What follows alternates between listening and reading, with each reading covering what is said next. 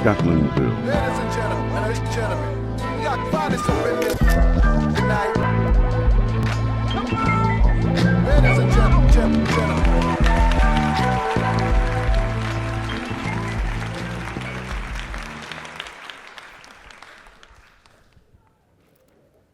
George Floyd, a father of 5.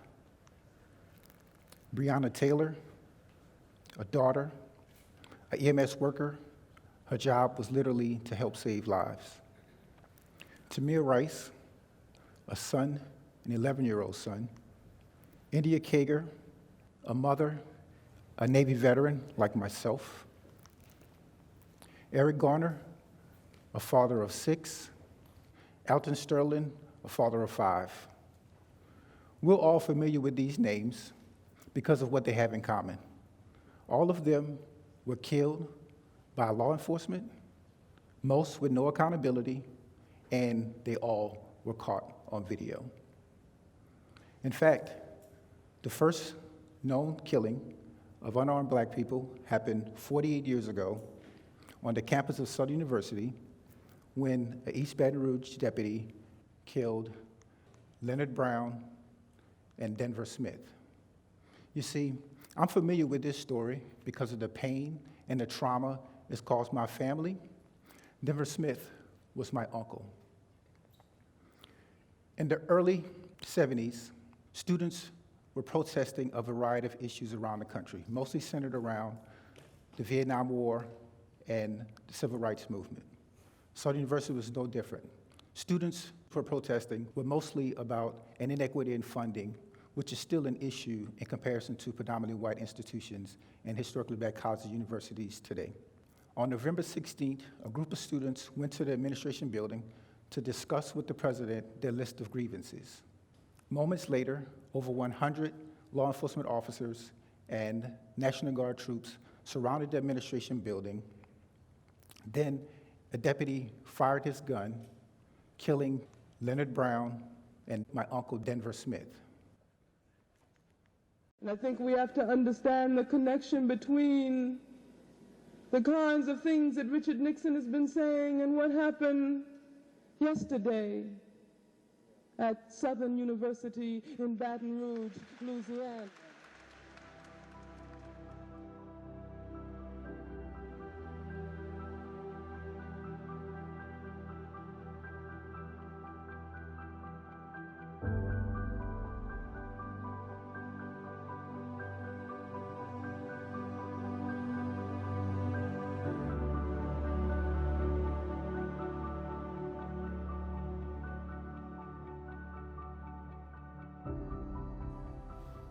Both the governor and the sheriff blamed the students. It was confirmed that the shot came from a law enforcement officer.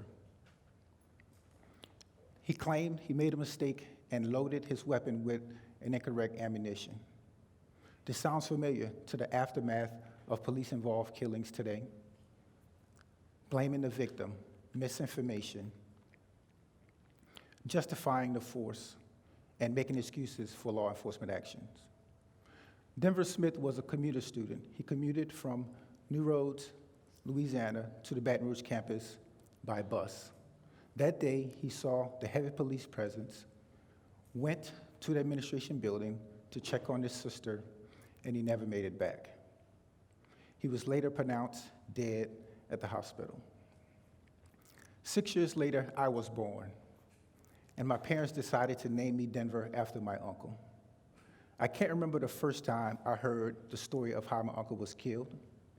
It must have been early because it seemed like something I always knew. Denver Smith, being my uncle, left me with a lot of questions. Ironically, growing up, there was not a lot of conversation about him, mainly because of the pain, the hurt. It all was overwhelming.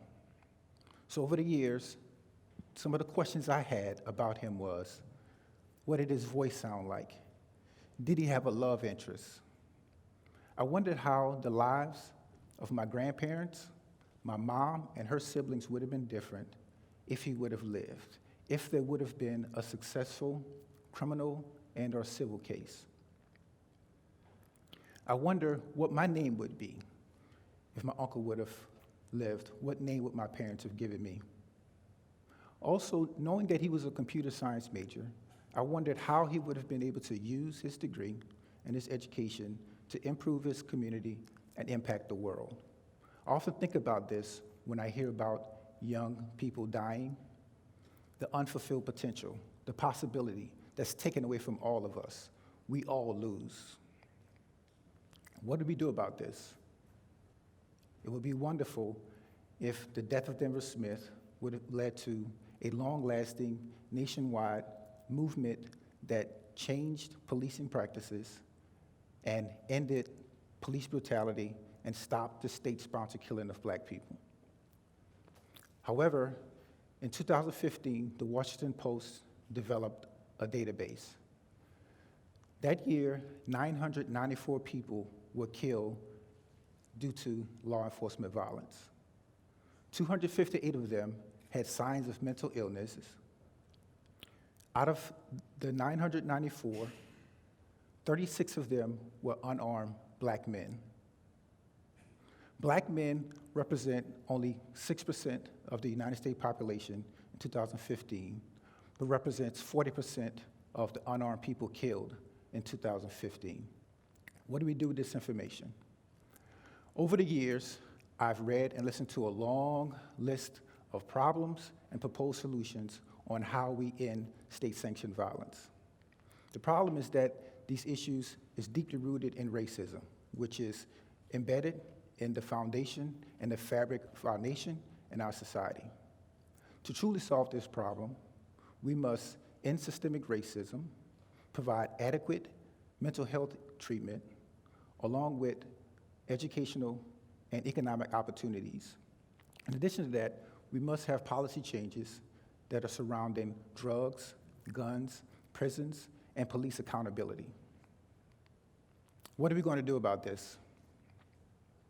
One of the things that we all should be doing is engaging with our elected officials. All of us should be talking to Congress or talking to our local officials about the things we want to have happen and the change that we want to see. So I would urge all of you to remember this number or take it down, 202-224-3121. This is the number to Congress. Call them to express your concerns and ask them to support what you want to support. I recommend two things. I recommend that you ask them to support the George Floyd Act and also H.R. 40. H.R. 40 is the bill to study and also develop reparations for African Americans. A few years ago, we decided to activate the wishes of my grandmother. Her wish was that the death of her son, Denver Smith, not be in vain. We started the Denver Smith Foundation. The foundation is rooted in the principle that education will be a major key in our fight for justice and to liberate our people. At the foundation, we focus on social justice issues, providing scholarship funding, and also leadership training for scholars. So, as you ponder your role, I ask that you continue to lift up the name of the victims, support their families. I ask that you fully support and invest in young people, fight for justice, and fight for accountability. This issue has gone on for far too long, and enough is enough. Justice won't come easy or overnight. It will require all of us, every one of us, to use our time, our talent, and our treasures. So I'm asking you to do what you can with what you have, wherever you are. Thank you.